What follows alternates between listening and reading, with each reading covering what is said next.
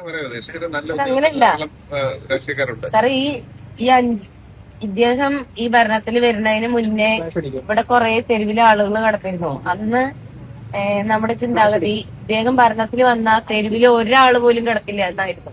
പക്ഷെ ഈ 29 ദിവസം ഈ സ്ത്രീകൾ ഇത്രയും ആളുകൾ ഇവിടെ മഴയത്ത് കിടന്നു. അങ്ങനെയല്ല, കേസ് എടുക്കണമെന്നല്ല ഞാൻ പറഞ്ഞത്. ഞങ്ങൾക്ക് ഞങ്ങളുടെ ബുദ്ധിമുട്ട് അറിയുന്ന ആളുകൾ ഉദ്യോഗസ്ഥരാണ്. വോട്ട് കിട്ടി വന്ന ആളുകൾക്ക് അത് അറിയണമെന്നില്ല, ഞങ്ങളുടെ പ്രയാസങ്ങൾ അറിയണമെന്നില്ല.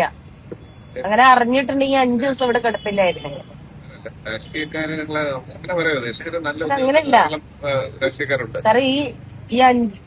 ഇദ്ദേഹം ഈ ഭരണത്തിൽ വരുന്നതിന് മുന്നേ ഇവിടെ കുറെ തെരുവിലെ ആളുകൾ കിടന്നിരുന്നു. അന്ന് നമ്മുടെ ചിന്താഗതി ഇദ്ദേഹം ഭരണത്തിൽ വന്ന തെരുവില് ഒരാൾ പോലും കിടക്കില്ല എന്നായിരുന്നു.